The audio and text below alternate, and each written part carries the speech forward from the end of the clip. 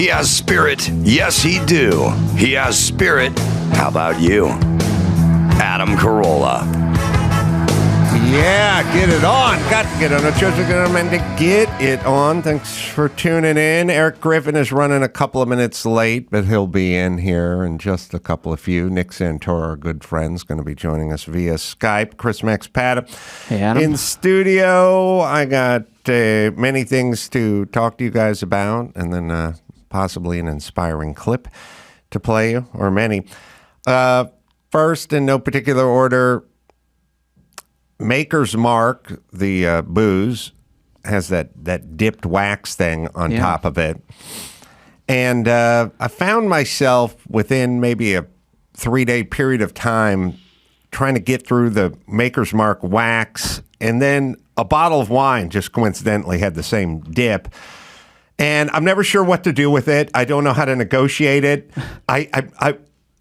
There's no way to do it. I have no training. I do not rely, I can fall back on my construction mechanical skills most all the time, but not in this particular arena with the wax dip. I'm as good as anybody any one of your moms who knows nothing about anything. I stare at it for a few minutes. Then I try like a twist to see if the whole thing will come off. It won't come off. Then I do the sort of knife edge thing where I try to peel it, but the wax just sort of breaks off like shale.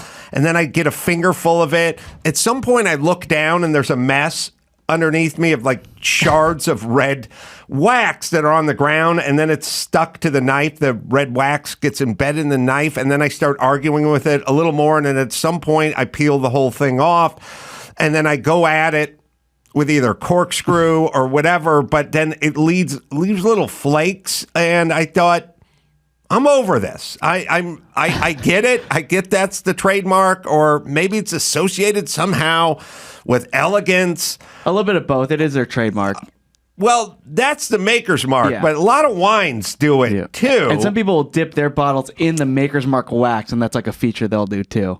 Oh, really? Yeah, because it's like a special color or type of wax. But this is the same color. The wine bottle was the same color as the Maker's Mark wax. The wine bottle I fought with for a little bit. Then I went, oh, fuck it. I'm just putting the corkscrew in through the wax, and I'm going to see if I can't get that dog's dick to come out.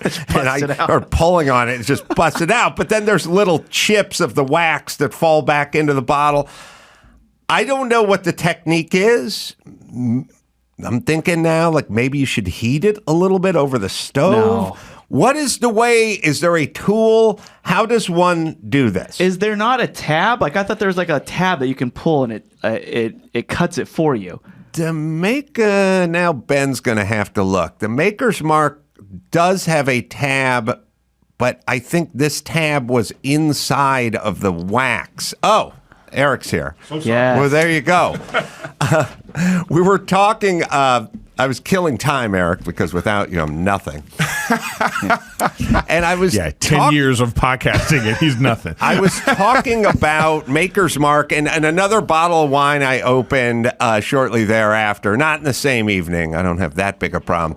But the dipped in wax. What do we do with it? I don't like it. I don't know how to remove it. I can't get to the booze I want to get to. I'm over it. Maker's Mark, fine. That's your thing. It's like Minnie Pearl wearing the price tag on her hat. Wouldn't work for me, but that's her thing. I get it.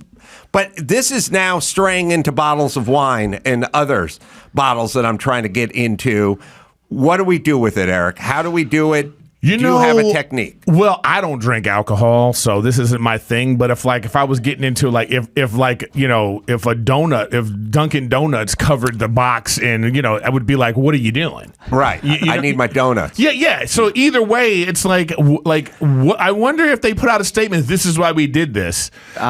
You know, this is like it's like their like you say, it's their signature thing. Why are you creating a barrier between our consumer and the product? Is there some science to it? Does it keep it fresh? Like, what is he doing it for? Whether it's donuts or booze, at some point when you start using your teeth to get it open, you feel like a maniac. Yeah, you have a problem. Yeah, there's a serious situation problem. here. Yeah. It makes you feel like a full-blown alcoholic when you're talking. Come on now, come on! And you're hitting it with the knife. Let's go. Your teeth are red. And by the way, the fact that they're doing it with wine is already ridiculous because I already have to get a separate device to open up wine it is. That's correct. Yes. I'm down with the screw top at this point. What are we talking about, right? And it makes a damn mess because I had these shards of red wax all over the sink and the floor because I was going at it. Someone tweet me. What about warming it up? I don't think that's What about me getting the hairdryer out and like loosening up the That's wax too a little much. and then twisting the whole thing off? If you have to plug in a device to open up your booze, You lost. All right, so already it's just go at it with my fingernails or a knife. Yeah, maybe we need to maybe there needs to be like one of those petitions that they do, like one of those like move.org or whatever it is type of things, like remove the wax from the thing. Yeah. You get the masses There involved. has to be I wish they would put out like a statement. We did this, 100 years ago because of A, B, and C. Then Right. we'd be like, okay. Yes. It's like the people that don't like to eat pork. There's refrigerators now. Right. We did the wax know what I mean? initially, 126 years ago because there was a rickets problem in this country. And this is the only way we could preserve freshness. Right. But we're past that. Yeah. It's 2023. I think whatever issues that were happening in the warehouse back 123 years ago, those are done. Now let's just have the screw on top and move on with our lives. Yeah. Yes, agreed. All right. So again, if there's some technique, I'm all ears. Not that I even drink Maker's Mark, but I am a problem solver. They do have tabs. Some say use pliers Ugh. to pull the wax. But there you go. And there is a. Who knows where their pliers are? I am hearkening back to the time that not too long ago where there was a cork stuck in a bottle of wine that I couldn't get. I did not have a bottle opener in my new place, a corkscrew, I should say, in my new place. I did have an electric screw gun and a 3-inch drywall screw and a hammer claw, and I sunk the drywall screw into the cork, hooked the claw on it, and pulled it out. That was another face of alcoholism moment, but it worked like a charm. I've seen people do that where they just push the cork into the wine. Yeah. Yeah. Or they dig. Then your wines. Then you have to get a sifter. Yeah. Yeah, let's go. Let's just go screw top with everything. I think so. I like the screw top too. these days. Also, let's see. I this is a good sign. It may not sound like a good sign, but it's a good sign in terms of us, California, and switching over to hybrid or plug-in vehicles. I have an electric car. Oh, you do? Yeah. What do you got? I got a Jaguar I-Pace. Oh, really? That's Right. nice. But I will say this. Electric cars, we're not there yet. The infrastructure's not there yet. Right. Because having an electric car is like having a dog. Because now I got to be like, I got to go take my... Yeah. You can't just leave. Yeah, we got to go to the, the Can't thing. just go to Vegas for 3 days. Yeah, exactly. Like even going to San Diego has been a hassle for me. I've gone a few times because it's like you have to decide: do I charge halfway there, and then you're waiting for 20 minutes, and it's like the technology's not there yet, the infrastructure's not there yet. They're working on it. Right. I mean, they're working on it. Now. The batteries are getting better, where they can in 5 minutes you can get 100 miles of charge. They're Really? getting there. They're getting there. What do you do with the plug? Do you have an adapter? Is it like a universal thing? Yes, it's Can you charge off a Tesla station? No, and I have a problem with that. Don't tell me you're about the environment when you have a proprietary system, but that's neither here nor there. But yes, there is a plug that it's a universal plug. It's just like the phone, like a USB-C. Obviously not for Tesla. No, you can't go to Tesla can go to anywhere. Because they have adapters, but you can't go to the Tesla place without having a Tesla. Yeah, they do. When I had one, a pigtail, as we used to call them in the construction world an adapter that you can plug into the Tesla that'll fit your car. All right, well, here's progress is what I'm saying. About 6 months ago, I got off the freeway, saw a guy sitting in a Tesla smoking, and I thought, that's progress, because that guy 8 years ago would have never owned a Tesla. These were the soccer moms and the elites who shop at the Whole Foods in Santa Monica. Now I got an Armenian dude smoking. Good sign. Well, now they shop at Air One. They don't shop at Whole Foods because Amazon bought it.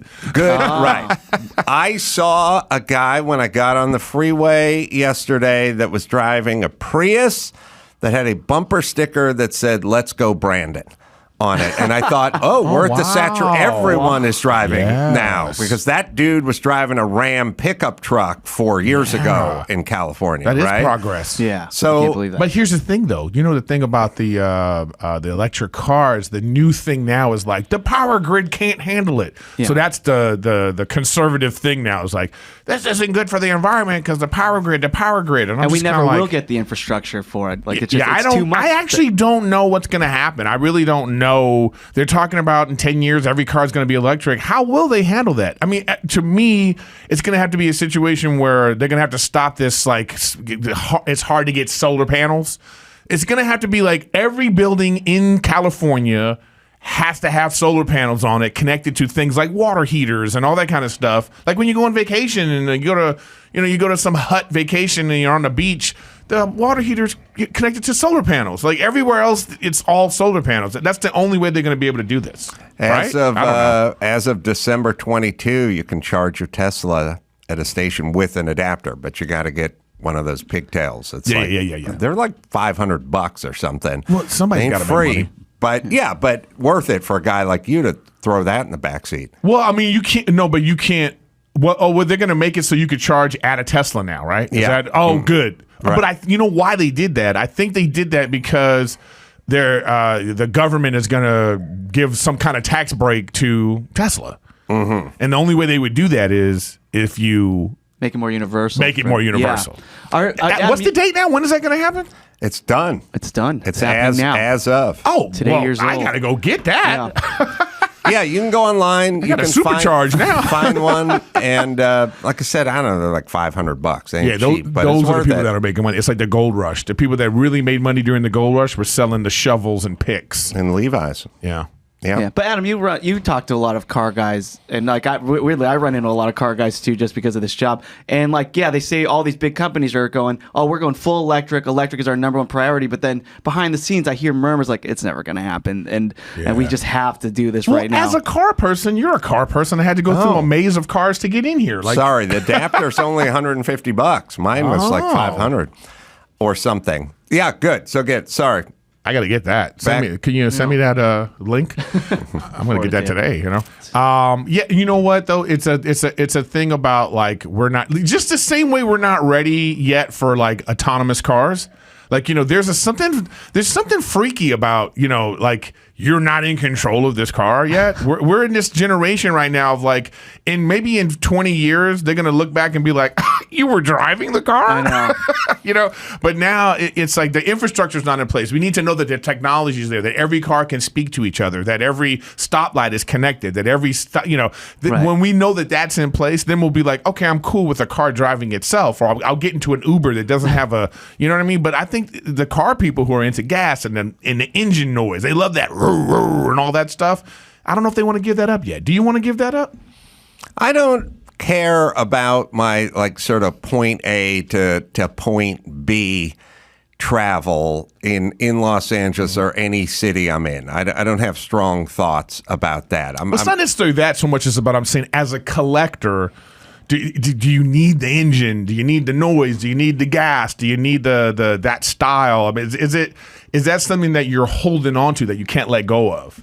Yes. Although you make it sound like a bad thing. No. I'm not. I didn't mean to make it sound like that. Well, the vintage stuff is all vintage, so it's all going to be powered by. My cars are racing fuel, like 116 octane or something. It's really insane. But I would think of myself, and then I go out and race the cars or do car races, and then I enjoy myself that way. So I think I would be like a happily married guy who's been with the same woman for 35 years, and maybe she's put on a little weight and got a little bit older, but God bless her, I love her. But then I go to the Philippines and do sex tourism like twice a year, and then come back and am dedicated. And when I run into the other guys at the Filipino whorehouse, and they're like, "What do you do when you get back in L.A.? Like, you must be fucking Raiderettes in the ass." I'm like, "No, I got my fat wife, Marge has been by my side. She doesn't know about this. Don't say anything to Marge, but she's waiting for me at home. So when I go out and race my cars, guys come up and go, "What do you got? But what's your daily driver?" They think I'm driving a funny car, something around L.A., and I'm like, I just want to get through traffic and get to point A and point B. To me, I think it's more like your wife is old school. She does the dishes and cleans up, and she's like, I want to be a housewife. Now you sound like Marge. That's Marge, right? But the newer, younger ones are like, no, I'm going to have a job. We're sharing these chores, and so that's what I'm talking about. It's a whole difference of philosophy. Is the thing? Yeah. So, well, you just got married. How is that? What it's like with your wife? No, we get along. It was going through the pandemic together was the thing that really solidified it. When you could be with someone for 24 hours and you don't want to kill yourself and them, right? Then you just go, oh, this is going to work. Yeah, that's why I actually knew it was going to work, because it was like a week in. It took a while, because when you're in a kitchen with somebody for the first time, that's when you learn. Yeah, because you have arguments like, hey, the jelly doesn't go here. I don't put the jelly here. Right. You have those arguments for the first week. Yeah. And then you just kind of get into a groove, you settle in, and we were just together for 24 hours and I was like, oh, this is great. Yeah, I could do this. I can do this. Yeah. Because I know when this ends, you're going to go to work. I'm going to go to work. I travel, and, we miss each other and come back, but it just works. It's great. Yeah. That's like me and Marge. Like, I'll be going to the Philippines for 3 weeks out of the year, but then I come right back to you. And we sit and we grow Yeah, but back together. in the day, Marge was okay with that. Marge knew. Back in those days, Marge would be like, I just don't bring it home.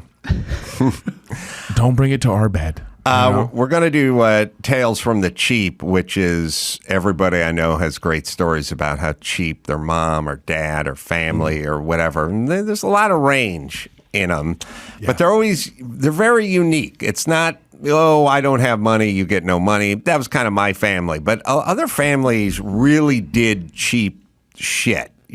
Making bologna sandwiches and stuffing them in your pockets to go see the movies, and saying a call's a collect call, and then having the person not accept the collect call but get the information out. Or don't put a stamp on a letter and change. Put the addresses different, so then they send it back and it goes to. Oh, they return to sender. Yeah, French, and then some borderline sort of Bond villain, creative, like French Stewart's dad, when he needed a new set of tires for his car, would just go rent the same car and then swap the tires out. That's an old school one. And get a free set of tires and just return them on the slicks that he'd worn through. So there's like different variations. We're going to take some calls, but I don't know if you have any that come to mind. Yeah, my mom we would go. We were a big Sunday brunch people. Mm-hmm. So then my mom would bring a really big purse with plastic bags inside, and then we would get big plates of food, and then she would scrape it into the purse. Yeah, she would. Because these are buffets. They're buffets. You're not allowed to take. You're not allowed to take home. Right. So we would, we would have food for the week. Yeah, line that purse with foil. My stepfather's super cheap though. Man, he's cheap. Like, it's like he won't get a new. I think he has an iPhone 6 or something like that. You know what I mean? He's that. Or he'll get he's still on. To me, if you're if you're still using Windows, right, you're cheap. I'm putting that out there. What wow. buffet would you grew up out here on the west side, right? Yeah. I grew up on the west side. They used to have a lot of good ones at the hotels. Oh, you go to the hotels. Yeah. They always had like a really great buffet at the hotels. Or there was one. Oh, where's that one? It's like it's a little golf course. Would you pay for everyone though? I mean, Oh no! It would just be me and I was the only child, so it was her and I, and then she would just, But she was a bad thief, She looked guilty, Yeah. You know what I mean? Like she would just, she'd be looking around, and like, cover me, you know what I mean? Shoulder roll. Yeah, and it was just like, I was like, wow, don't act so, First 48, she would have got caught. You know what I mean? If she was on first 48. And then walking out and being attacked by seagulls probably was what we call a tell in the restaurant, in the buffet business. Yeah. If you see a customer with a bloated purse being attacked by seagulls.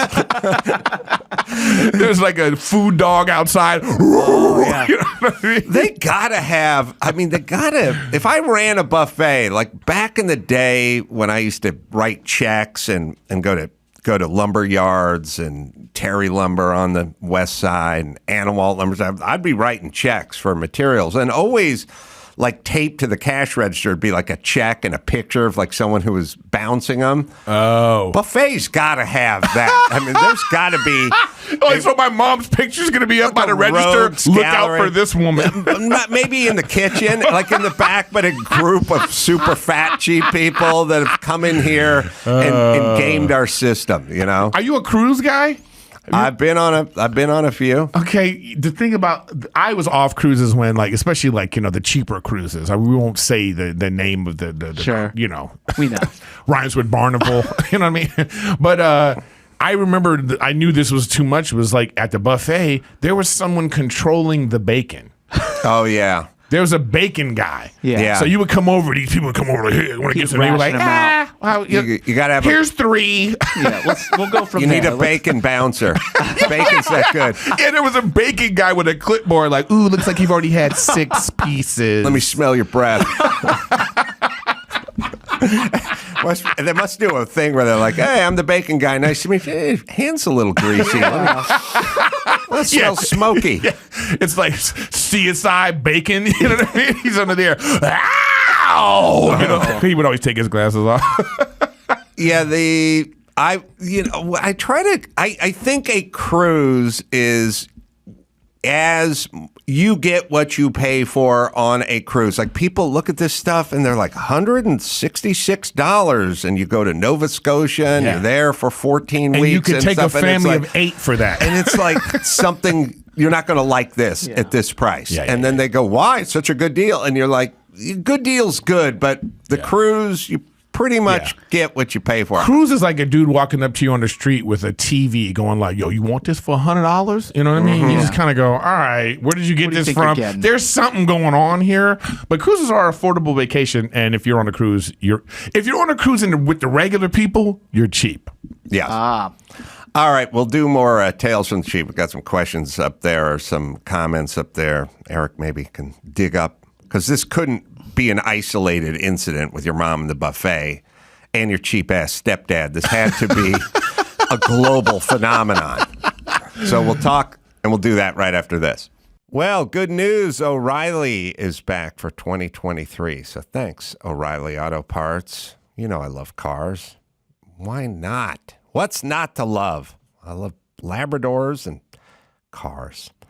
It's O Rewards bonus points month at O'Reilly Auto Parts. Shop in-store or online to get points and rewards sent straight to your phone or inbox. Get 2, 3, or even 4 times bonus points on select purchases to get you to your next reward even faster. Receive a $5 reward for every 150 O Rewards points. If you're already an O Rewards member and not receiving your rewards, just add your email or mobile phone number and get a $10 reward for updating your existing account. Sign up is quick and easy at O'ReillyAuto.com, or you can do it in store. That's O'ReillyAuto.com. In celebration of Jim Carolla's upcoming 92nd birthday, here's a list of 92 things Jim Carolla has never done. Number 12, lit off fireworks. Just one of 92 things Jim Carolla has never done. Let's get back to the Adam Carolla Show. Erik Griffin is with us. Now, my dad was too cheap to be cheap. There's certain things when you're cheap, it can be a calorie burner. Like what your mom did was cheap, but she had to pay for the buffet and then eat at the buffet and then line the purse and load the purse. And it is cheap, but it's still a calorie burner. there's Pardon effort. the pun. There's effort there. My dad was just no buffets. We're not going anywhere. We're not doing anything. Like a kind of an ultimate. Even French Stewart's dad had to drive his car around enough to wear the tires out and then go rent a car. And then like there's calories burnt in being cheap. My dad didn't spend money or do anything or leave the sofa. So we didn't even. I don't really have good stories about how cheap he was because we didn't. You have to get to a certain level of money expenditure just to get to the cheap part. But here's the thing, though.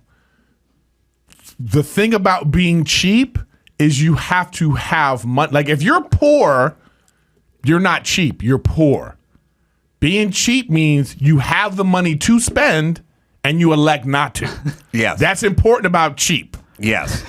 Now, did your dad have money? Was it under the mattress? No money. No. Well, then he wasn't nothing. cheap. He was just broke. He had enough. He just was poor. We could have ordered a pizza now and again or done something like that. I get you. I'm giving your dad a pass. Please. You know, cheap is like Warren Buffett, who still drives a Volvo. That's cheap. My stepdad was cheap. Was your stepdad cheap? Yeah, he's cheap. He's cheap. He as is hell. cheap. He is cheap. He's cheap now. He's just, I have to tell him, like, it's the kind of thing where they're not going to get the extra. You know what I mean? Like, they're not going to valet park. Right. Isn't this a time in his life where he should be doing that? Hello. You know what I mean? You when you're 70s, 80s, it's like you mean to tell me you're going to go park instead of valet parking? He's like that. He's going to drive around for he's going to drive around for like 30 minutes, just to see if he can find a spot. It hurts him to have to valet park. Was he gainfully employed? Yeah, they got money. They own property and stuff. They cheap. That's the part. Yeah, they're cheap. But I tell them all the time, you guys are cheap. Yeah, that's on my. I mean, my family. No, they didn't really have money. My grandparents were cheap. My mom and my stepdad were kind of cheap. My dad was just kind of. He was just there. But there's so many factors that go into when you're interacting with your family. Like I would venture to say, are you probably? It's safe to say you're probably the most successul, wealthiest person in your family. If you add, like by far, going back to the ones that own slaves, if you added all of their wealth and even the land of their plantations, and if you added it all, I would still eclipse whatever it is they had. So then, therefore, there's something there too that when you're around, you inspire cheapness in other people because they feel like, well, Adam's here. You're going to, I'm sure that every time you go to dinner with anyone in your family, the check comes and they're just kind of like, oh. We know. Yeah. Yeah. Right? No, 100%. Yeah. No, I gave my mom a bottle of Dom Perignon, $110 champagne for Mother's Day with her mom and everyone was around and everything. She hid it. She took it. That's a cheap move. Hid it. And it's it'd be great. It'd be great if she put it on eBay. You know what I mean? We don't know. Well, I mean, it was hidden. We don't know where it is. The story's been told many times, but it definitely highlights her mindset. Yeah. Because she saw the bottle of champagne sitting out. I showed up and set it down for Mother's Day. Uh-huh. And she, at some point, saw it and she said to everyone, maybe we can convince Adam to share his beautiful bottle of champagne with us because I would like some Dom Perignon. And I just looked there and I said, oh, that's not mine. That's yours. That's your present for Mother's Day. And she went, oh, okay. And she hid it under a sweater. She buried it under a sweater. So that's cheap. And look at her. What I love about that is this whole idea of hey, maybe you could share. Yeah, this is mine? Fuck all y'all. By the way, it reflects her politics quite nicely as well. Like, some people don't have a bed to sleep on. Oh, go volunteer at the shelter then, bitch. Oh, I'm not going down there. Yeah, it's that's exact. Her politics were exactly the same. Like, somebody needs to do something about these people who don't have homes. Like, yep, how about you pay some taxes? All right, let's see. Cindy, 50, Georgia. Let's see. Is Oh, Ben, will you turn up the phone? Gary will do it. Yeah, we don't hear her. Cindy? Hello? Hello? Yeah, cheap parents. Let's hear it. Okay. Growing up, my parents would count, the big M&M bags, the big ones, like family size. Mm-hmm. My parents would count them individually to make sure that we didn't eat them during the day. Really? And would they have to do a count at night? They would count them morning and night. Oh. They would mark the milk carton to make sure we didn't drink milk while they were gone. They would make us eat the old shredded wheat that was like the log. Oh, that was the only cereal that we were yes. allowed Do you to guys eat. remember the old shredded wheat? There's like one the piece name, of. Yeah, but the name shred is what it would do to your mouth. Yes, there was the individual shredded wheats, and then at some point they went, "Fuck it, let's just call them frosted mini wheats," and so people want our cereal. But they had this hay bale size one, like a big log that was in its own little mummy bag, and you'd have to tear it open, and it was like somebody just broke off a corner of a hay bale and just dropped it in your bowl. It's like the wedge salad of cereal. Yes, it's the wedge salad of cereals. Minus any bacon or blue cheese or tomato, like nothing. Just was horrible. I don't think the math that parents never did on the sugary cereals was, well, we don't want to feed our kids this for breakfast. It's sugary cereal. So what we're going to do is we're going to get the plain shredded wheat or the plain grape nuts or whatever it is. And then we would go... Cornflakes. Yeah, we'd go, okay, thank you. Now let me step on this with a brick of sugar. Like, I'm now going to take this and just keep dumping more sugar into it than would have come on the sugary cereal, ironically. Well, my question to, who is this now? Cindy is, how many people were in your family? How many brothers and sisters did you have? Well, it was it was pretty much like one of the most dysfunctional step families there was. So it was myself and two other sisters, and then of course it was a stepson. So when the half sister came around, it was a different ballgame. Well, maybe your parents were about fairness. We were locked in our rooms. I mean, it was. Me and Adam have a lot in common as far as the way that we grew up, but. Yeah, they would do some really ridiculous things. I never even had a birthday party. Oh, but the M&M part was just, it was like, are you guys literally counting those M&Ms? I'm going to eat some tomorrow, and I don't care. Just to mess with your head. This is starting to bleed into abuse, Cindy. Yes. Yeah. Well, but now here's the point. Okay. With your kids, what did you do? It's not really what I did with my kids. It's what's happened now. I have the Harlan Williams diet. Oh, yes. 50 years old, and I'll have Fruit Loops, all these Lucky Charms. Yes. I don't eat healthy cereal now. But what happened is what happened to me. My mom was on the health food campaign. I got the log of mini wheats, the giant shredded wheat corpse and everything.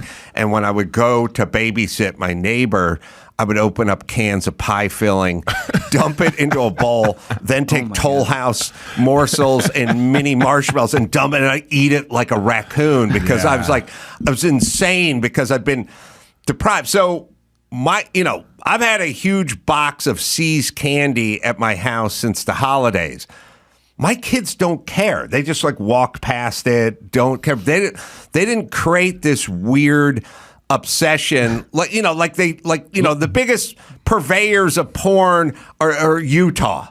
You know what I mean? Because they caught little Timmy masturbating when he was 14. They smacked his hand and made him, drink soap or something. They sent him off to a camp. Right. And now I see that guy when I leave my beloved Marge and I go to the Philippines every year. I'm standing next to those guys. Yeah. It creates something insane. Your kids aren't eating that candy until you go like this. Nobody touched that. Right. That candy is off limits. Then it's like, well, hello. Now yeah, right. Starving, It's taboo candy. Yeah. Right. Make it taboo candy. Yeah. I have that now with I cannot waste food. I can't throw food away. You know what? I move food like your mom mules food. I am the same way. Also, I go out to dinner with my wife, and her eyes are always bigger than her stomach. I always tell her she can't be unsupervised. That's right. Okay, because she'll go let's say she's ordering some food. The other day, she went to go get us food. She came back with burgers and pizza. Right. And I said, why'd you do this? She said, well, I wanted pizza, but, I got you a burger, but then I knew I would be jealous that you had a burger, so I had to get myself a burger. It's that kind of thing. So, we go out. This is the big one for me. We go to a steakhouse. Mm-hmm. And there's the steaks. I go, get the 6-ounce filet. Right. You're not going to eat the 10-ounce filet. Right. Just get the 6-ounce filet. And she's always like, well, I want the, and sure enough, 6 bites in, she's like, I'm full. Yeah. I go, that's why you get 3 the ounces 6 ounce. later. Yeah. You get Right. the 6-ounce filet. Because I don't want to, I have this thing about I don't like waste. Let's just eat what we're supposed to eat. And then, Plus, it's fucking $71 Hello? for the porterhouse now. And then I'm with you, but I don't even know if your mom would stoop to this level. If I'm eating a steak at a Chicago steakhouse and leaving back to L.A. the next day, I take that shit with me. I've seen it. We've gone on a flight the next day. His carry-on is a to-go box. Yeah, what's that? From last night. I'm not kidding.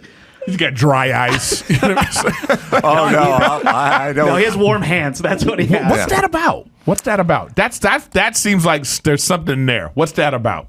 I have a thing with waste in general and then sort of energy in general. Yeah. And I'll take a piss in a urinal and why isn't my piss being used to turn a wheel to generate light a light bulb or something? I hate waste. I hate waste. It has nothing to do with money. Yeah. I waste plenty of money on plenty of shit. I don't like waste. I don't like when people say I'll just drive you and drop you off here and then I'll just go back. I'm like, don't do that. Wait till you're out here or whatever it is. I'm the same way. I'm not as extreme as you, but I do feel the same way too. I just it's like I'm that guy that I'm like, why is the downstairs light on? Right. Yes. Nobody's there. Why is this light on? Why? It's like the air conditioning, and it's like I say, please turn the air conditioning off when you. It's like that kind of stuff. I do feel that way, and I feel that way about food too. I can't stand it's like let's eat this. I often I'll be at a restaurant and I'll see them cleaning up tables, and I'll just be like, wow, wow. Wow! Look at all the food that they're like. I used to eat it when I used to bust tables. I would eat that food. Good. Oh, wow. Anybody? Are you guys this way? Are you guys this way? Which is anybody I go out to eat with, if they order the salad or we split the salad or whatever, inevitably whoever I'm eating with does that thing where they go, oh, it comes with the tomato and the diced up onion and the blue cheese and the anchovy or whatever. And then at some point they'll go, could you hold the onion and tomato on my salad? And I go, bring it. Don't put it on their salad, but bring it. Take it off of theirs, bring it to me, and I'm dumping it on my shit. Well, I'm not that far because it's not like they're back there like, well, this anchovy we're going to put on this salad, we're going to throw it away. No, they're just not. They're just not. No, that goes under the heading of I love tomatoes. They don't want tomatoes. Okay. And I'm paying for the tomatoes, so just bring them on mine. Oh, that's a little bit of your cheapness coming in. Yeah, that is. Yeah. Emmy has. You were about this. You were like, I want everything coming to me. I want everything I paid for. I'm about that too. So I understand that philosophy. Yeah. Or without leaving food on the plate, I will eat. I will finish that plate no matter how full I am. I have to finish. I think August is the same way. Whenever we go out to eat, my God, we cannot leave. Oh, food I on will these plates. tell you. I will tell you how bad I am. I have a big fat lab named Phil. He's 110 pounds. And anytime I'm done eating anything, I just drop the plate and he licks it clean. Now, it could be cottage cheese and berries, or it could be a steak, or it could be pasta and meat sauce or whatever. When I'm done getting rid of every solid piece, the plate gets dropped, Phil comes in, licks it clean. Now, when I'm out in Malibu and Phil's not around, and I'm finished with the plate, like a bowl of chili, and there's just a kind of chili grease there. Yeah. I go, oh, where's Phil? God damn it. Oh. I wish there was a way to get him this. Well, that was what we used to call doggy bags. Yes. Yes. And they don't even call them that anymore. Yes. You know, we used to can I get a doggy bag? It was, you would put your food and you would give it to your dog. They don't do that anymore. Is anyone grossed out about the dog licking the plate? No, because first of all, let's just go over this. And I hate even bringing this up because it's going to put it in everybody's mind. When you go to a restaurant, you're using a fork that someone else has put in their disgusting mouth. Yeah. And they washed it. It's already proven that the mouth is the dirtiest part of the human body. So if people are out there doing all kind of disgusting stuff with their mouth, and they're going to the same steakhouse as you, and they're putting that fork and spoon from the soup in their mouth. So, I mean, a dog, I'm with you. I'm just assuming they're washing it. Get over it. It's not like they're going, oh, that dog licked this clean. Put this in the clean pot. You know what I mean? Amy, you have a tale from the cheap? I do. So I was going to share some of my cheap childhood. Starting off with my dad. My dad actually never bought me particularly anything when it came to clothes or school supplies or toys. I remember one time he bought me a small little white van, kind of like your white van, where the wheels didn't move.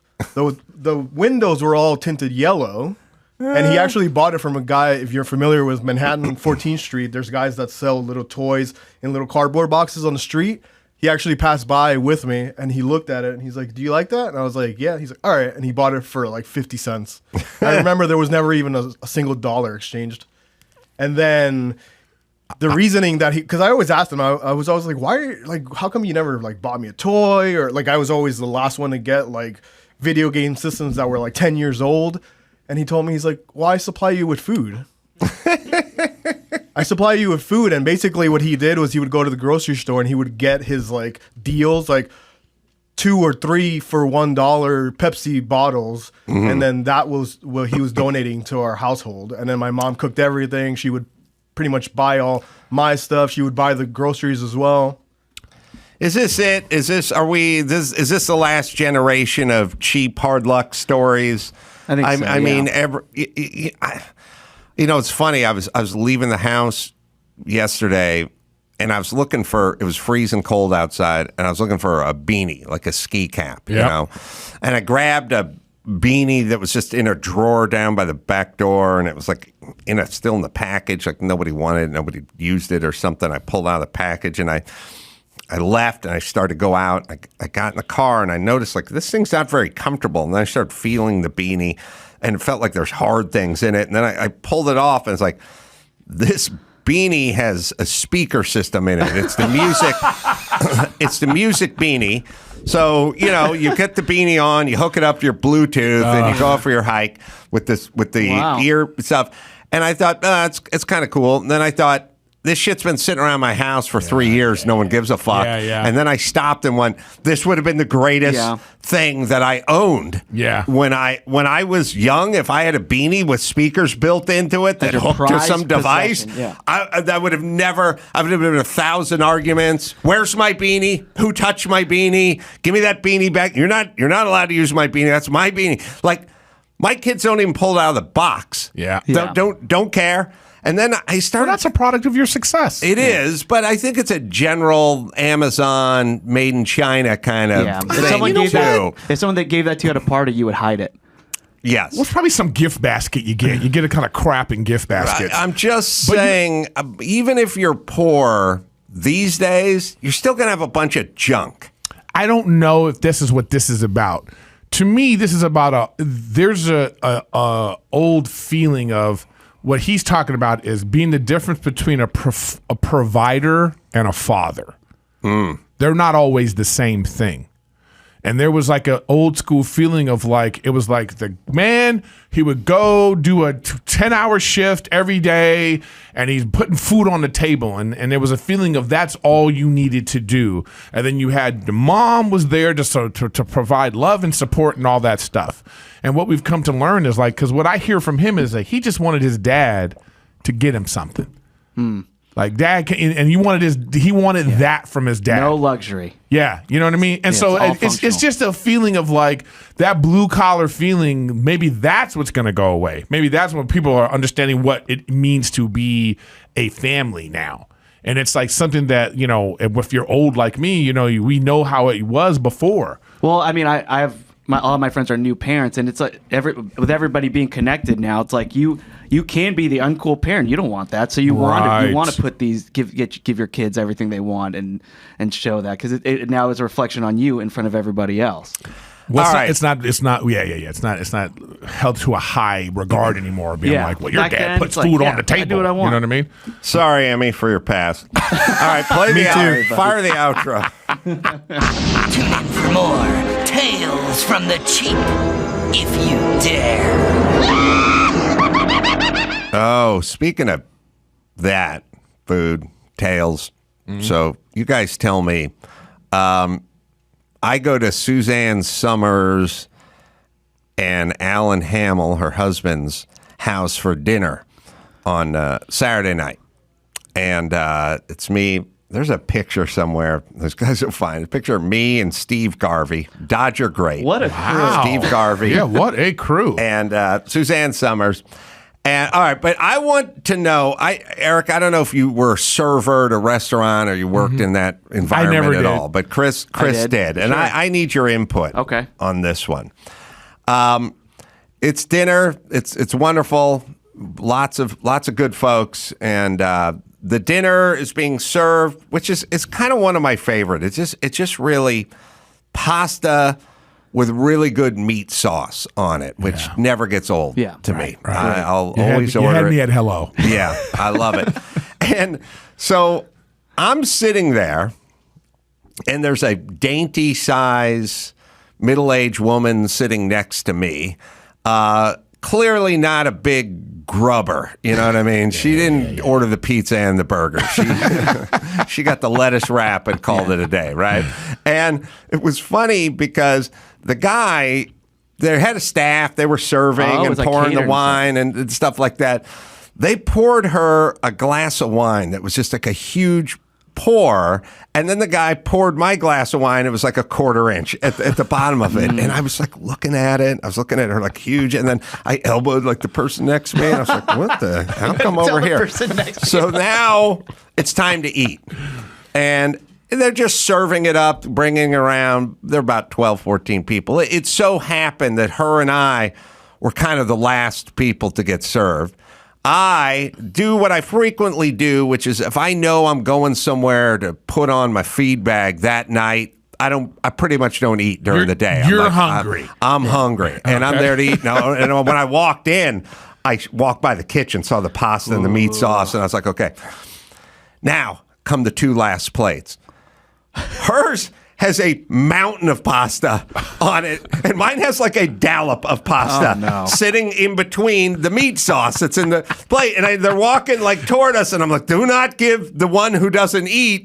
I'm starving over here. The guy just sits down. First off, there shouldn't be, I'm not saying count the strands of pasta like the M&Ms, but get it down so they're all a little close. Yeah. Like some people just had a heap and helping, and others were light. Oh, no. I was super light. So the guy's like comes by, he's coming with both guns. I'm like, okay, all right. He's like, puts the big one down in front of the 109-pound blonde 56-year-old who clearly was just there to drink, big like a mountain, and then sets the little ball down in front of me.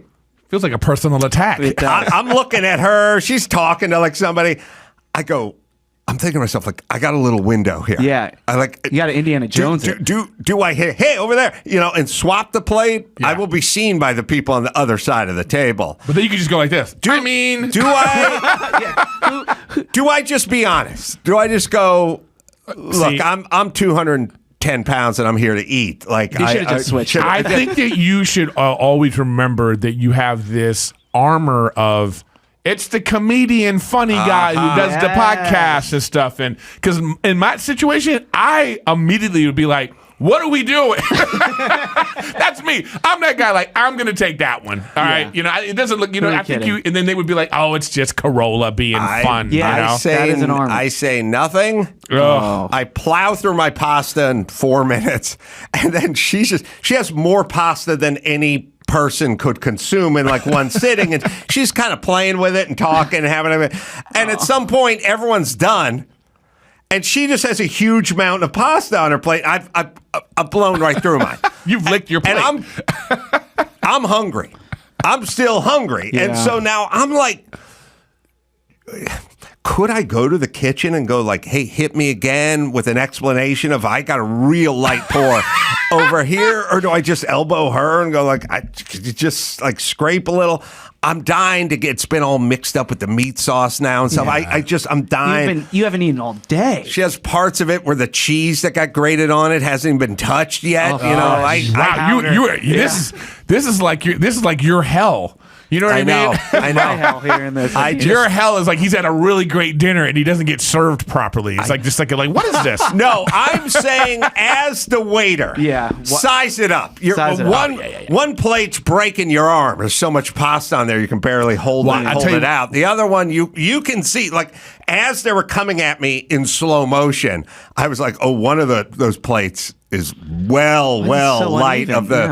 of the pasta, and it's like coming like why not just give the big dude who's drooling the plate? Is this okay? This is what tells me. This is what I'm hearing. Mm-hmm. I'm hearing that whoever these people are that have put this dinner on, that they didn't feel appreciated. That's what I hear. I hear that. What I hear is like that they're just like whatever with these rich fucks. You know what I mean? Here you go. Here's your food. I hear some people that don't have attention to detail in the kitchen because they probably don't feel like they're being treated or paid properly. That's what I hear. Yeah, you gotta have an even scoop at least. Even scoop. You don't have to weigh it. You don't have to count it. But I need even anyway. Like you wouldn't tell the story if her portion was the same size as yours. It started with the wine pour. Oh yeah. It did start with the wine pour. This opened with for some reason this guy was like, or maybe this guy just doesn't like you. That's a possibility. Maybe it could be the guys in the kitchen like, can you believe Adam Carolla's out there? Could be a situation. Yeah, he had an episode about such and such, and I didn't like it. It could be that kind of thing. See, the wine pour, it could have been. You could have got the end of the bottle. Yeah, that's the pasta pour. But what he's saying is this: you're a waiter. You pour a big glass of wine for someone. Then you get to the second person and you don't have any more wine. You go, I'll be right back. Yeah, I don't. Maybe it was two different guys. I don't know. I don't want to complain. It was an amazing evening. Steve Garvey looks like he could still play for the Dodgers. He looks really good. Unbelievable. Yeah. Suzanne Somers, fantastic. It was a great. I was sitting next to Matt Sorm, the drummer from Guns N' Roses, and where were you? What is this dinner party? This is like a pre-Illuminati meeting. I know, it sounds like Illuminati. Charles Koch of the Koch brothers was on the other side of the table. Oh, how was his serving? I'm sure it was. He's worth $200 billion. Yeah, but you didn't literally. I'm sure you were. If I know you now, you were looking around like, oh, what does that guy got all? I had to look. You assessed all the pasta. Yeah. None of the ladies got halfway through. I honey badgered my way right through my pile immediately, and all I wanted to do was say to the skinny rich chicks, "Can I just dump a little? Just hit me." All right, Nick Santora is out there. He's going to zoom in. We'll take a quick break, and Eddie Griffin's going to hang in, and we'll do that right after this. Tommy John, love these guys. This Valentine's Day, give the gift that looks amazing and feels even better. Tommy John, incredibly soft, breathable underwear, and playful Valentine's Day pajamas as well. When your favorite person is wearing Tommy John, you're just so much more comfortable, and they're so much more comfortable, and life is better, and everything you do is better. I'm wearing mine right now. I was wearing the leggings over the weekend because it was cold. Dozens of comfort innovations like soft tri-blend and micromodal fabrics with 4 times the stretch. I am telling you, you will never go back. They've sold over 20 million pairs, and once you're a customer, you are a customer for life. No risk. Every gift is backed by the best pair you'll ever wear, or it's free. Guaranteed. It's Tommy John, right, Dawson? Get 20% off your first purchase at TommyJohn.com/Adam right now for Valentine's Day. Hurry to TommyJohn.com/Adam for 20% off. TommyJohn.com/Adam. See site for details. As we approach 14 years of podcasting, here's a memorable moment from the Ace Awards archives. Why don't you tell us what happened with Chris Penn, Adam? Why don't you tell Brian what really happened? Looks like Sam's hot car lot out there. The man you just shot did 5 years in a federal penitentiary. He could have said his daddy's name and walked, but he didn't. He did his time like a fucking man. Now you're going to tell me, Larry, that guy is going to decide out of the fucking blue to rip us off? Why don't you tell me what really happened? What the hell for? That lump of shit's LAPD. Joe, I don't know what you think you know, but you're wrong. He's a good kid. He got shot in the gut. I'm fucking dying.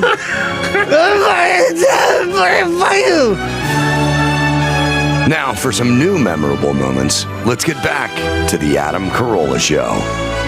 Yeah, Jay Moore doing Reservoir Dogs. And speaking of dogs, doggone, Nick Santora's latest effort streaming on Netflix as we speak, starring Rob Lowe. Nick, good to see you, my friend. Good to see you, pal. How are you? I'm well. I was first off, congratulations on another wonderful achievement. Thank you. Based on a true story, right? Because I know you find true stories and then make movies about them, right? I sniff them out like a pig rooting out truffles. And I found this book, great book. I'll hold it up, by Paul Statangi.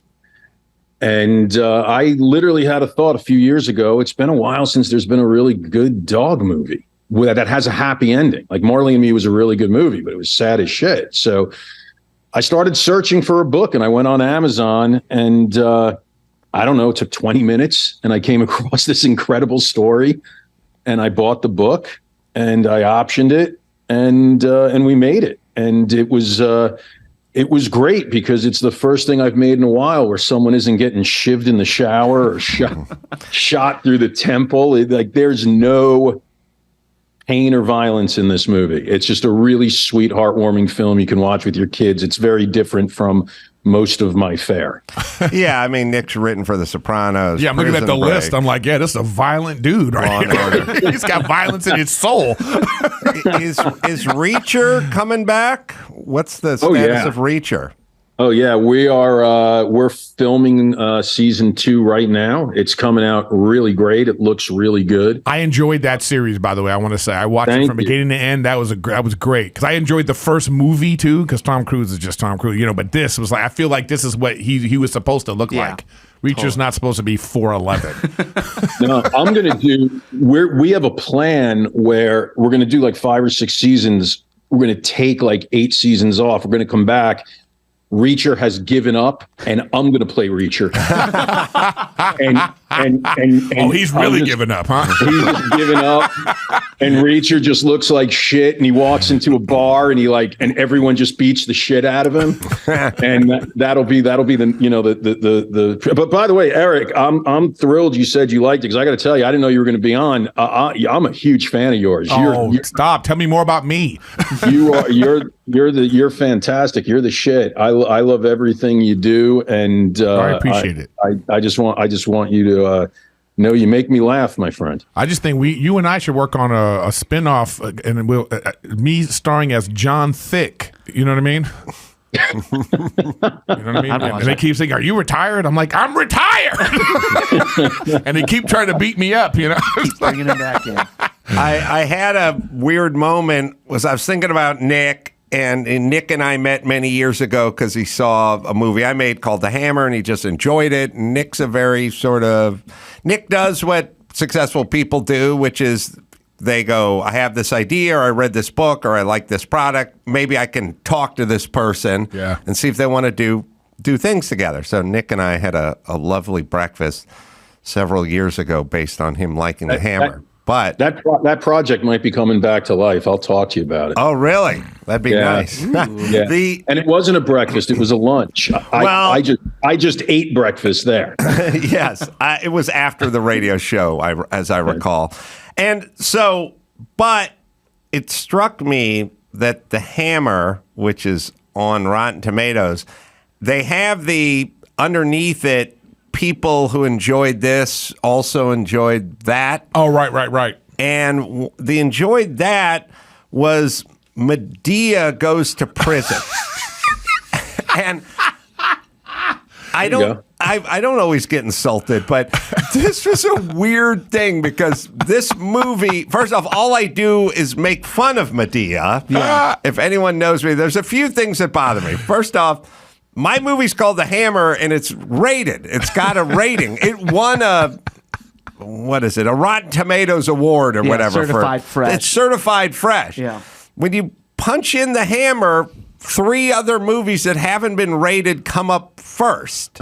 They have no Rotten Tomatoes score. They have no Rotten Tomatoes score. Mine's at the bottom. Why? They are trying to bring your movie down. That is impressive. Yeah. Well, they've done an excellent job. So are you shadow banned on IMDb?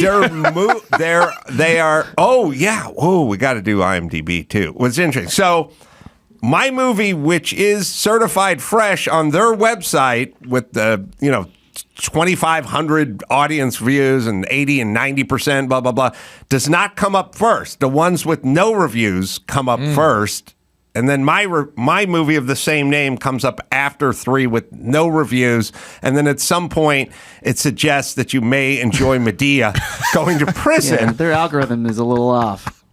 How does anyone know how this happened? Because I don't know how off it is, because they say if you like Reacher, you might also like Babysitter's Club. So they're pretty much on the mark. Oh, that's true.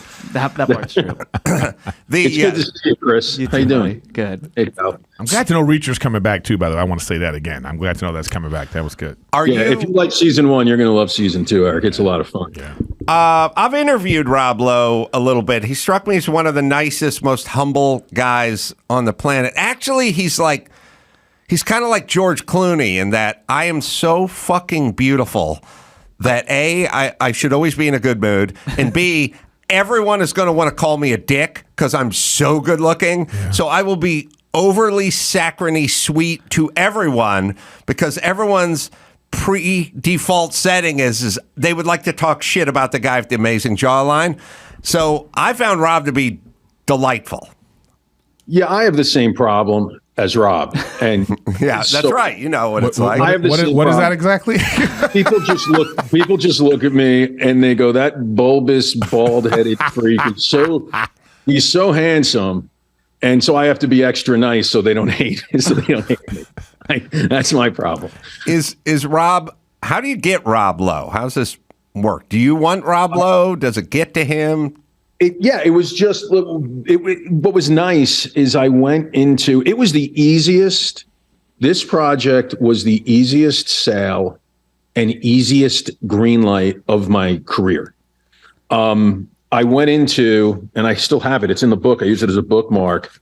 This was my pitch, buck slip, either side. I normally go in with 35 pages, like Reacher, I went in with like Kevin Spacey's Notebook from 7. Mm-hmm. Like it was just filled with crazy shit. And I did 45 minutes tap dancing. And this story was so clean and easy for me. I went in with the buck slip. They called me. I will say I thought I was screwed in the middle of the pitch because I said, look, this is the story of a kid who's a senior in college, has no direction, doesn't know where he wants to go, can barely take care of himself, and he gets a dog. And he feels like no one else in the world really loves him just because he's him. And, he's a little lost. And I said, let me show you a picture. And I took out a framed picture of my dog. And I said, well, she's not with us anymore, but my dog back then. And I said, this is the dog I got when I was a senior in college and I was a total screw up and I had no direction and no idea where I was going to go. And I just knew that she was like the one creature on the planet that just loved me the way I was. And I fucking got choked up and I couldn't believe it. My dog had been dead for well over 10 years. And I just, when you get that little lump, that little tightness in your throat, and I looked down for a split second, cursed myself out for a half of a second, but as viciously as I could, and said, "You're going to blow this." And I looked up, and every executive had tears in their eyes. And I went, "Oh, I just sold this movie." Oh, wow. And the next day they called me and they said, "We want it." And I knocked it out in 10 days. And they called me up and they said, "We're making the movie off the first draft." So it was really, because the book is so beautiful. Pauls, who wrote it, did such a fantastic job. And also give yourself some credit, man. Okay, give yourself some credit. You are fantastic at what you do. I'm looking at this sheet that they gave me, and I'm like, damn, he worked on all this. So listen, you're at the stage now in your career where you can walk in with a little card and a story, and they're going to be like, "We trust you." So it's not just a book and all that. You were a big part of that too, brother. Adam, I meant to congratulate you on the really smart guests you've been having. Yeah. I forgot to mention that. But anyway. Somebody wants to play the friendly sheriff in your next episode of Reacher. Hey, come on now. But he's not wrong. You know what I mean? But the truth is Netflix got it. So so with respect to Rob Lowe, they had, I believe they had a very fast into him to get him the script, because I could be wrong, but I think he's friends with Ted Sarandos. Makes sense. So when it's, hey, this is an actor that might be right for this role, when, the big boss at the company says, "Okay, well, I'll just hand it to him." I think that speeds things along. Yeah. What are you watching, Nick? Because quality when you see it. Is there a series that's on Netflix or any other streamer that you've been enjoying in or out of the genre you normally create? No, I normally just watch comedies. I can watch the first 13 minutes of any series and tell you how it's going to end 4 seasons from now if it's an hour long. Oh, that sucks. Yeah, it sucks. Yeah. Is that week? I have a question for you to jump on with that. When you're watching something now, does that tell you that, this isn't very good, when you immediately start to go, you can't get lost in it? Or is it just a part of just what you do? You can't get lost in things anymore. Yeah, it would be like if Adam looked at a car and in 5 minutes could say, "Oh, that's a new part. That part should be replaced soon," because he knows cars so well. It doesn't mean it's not a quality car. And just because I can see the seams, it's more of an illness of doing this for almost a quarter of a century. But in fact, sometimes I can look at it and go, "Oh, I know what they're going to do. That's smart," and appreciate it. But listen, I work like 19 hours a day, and at the end of the day, sometimes I'm feeling it a little bit. So I will put on Seinfeld and fall asleep. I have to have the TV on to fall asleep. I can't have darkness.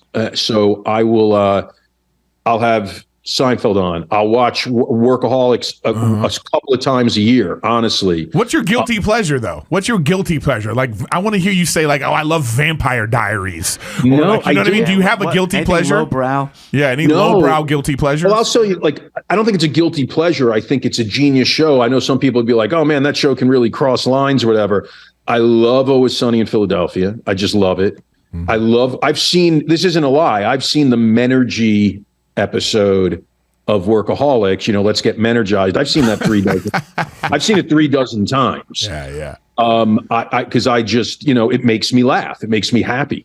I watch a lot of The Office, because I want things to be light. A lot of the stuff I write's, pretty dark. So I don't watch that kind of stuff in my spare time. It's nice that through my kids, they're all watching the shit out of The Office and Seinfeld. Yeah. Now they're watching Breaking Bad. They watch Friends. We didn't really have, I'm a little older than you guys, but I didn't really have good stuff to watch. Yeah, you watched what came on before was created before me. I'd watch Love Boat and Fantasy Island and junk like that. Yeah. But they actually, My theory is always you don't have to be funny or smart or good, but kids will respond to quality. And like my kids will sit around and watch The Office just because it's good. Yeah. I don't know that they care about the dynamics in the workplace because they've never worked. Right. And may never work going based on what I'm seeing at this point. Not a lot of paper routes and lemonade stands in the rearview mirror. But they have nothing to connect to for that show other than it's a really good, well-executed show. And it's sort of like, I think people feel that way with music, with sometimes food. Like, you don't have to be an expert at anything. When something is really good, quality is it's like artistic integrity and quality should be the first thing on the list. But right now we're living in a society that they are looking at other things first, and I think that's why there's a lack of quality. So when you actually see some quality, you're like, kids today. I just said that out loud. But get off my lawn. They literally say, you know, the end game is being famous. If it gets online and gets views, that's all that matters. Doesn't matter if it's good, if it's bad, if it makes you look like an asshole, it doesn't matter. And, you know, speaking of quality, I watched a lot of Modern Family in my lifetime, a ton of it. And I stole from Phil Dunphy Philosophies, the book he gave his daughter before she went off to college. And I made my daughter a bound book called Nick Snacks. And I gave her life advice before she went off away. And one of the things I put in there, and I didn't make this up, I heard it from someone else, but it's what Erik was just saying. I wrote, let quality be your business plan. Yeah, man. And then it doesn't matter what the hell you're doing. If everything you do is a quality product, it doesn't matter. It doesn't matter if it's an outline for episode 7 of season 4 of a show. The studio and the network are going to read it and go, another solid outline. And then you're going to be good. And they'll hire you for something else. So Erik's right. It's quality. Yeah, I've never, in Modern Family was another one my kids watched a hell out of as well. Again, they weren't anywhere near the demo, I don't think. I mean, this is several years ago, but that was just good. That's just a great show. It's just a great, you know what I mean? Sitcom. It's just a great, it's one of those things. It's like, it's another one like that is like if Golden Girls comes on, I'm on.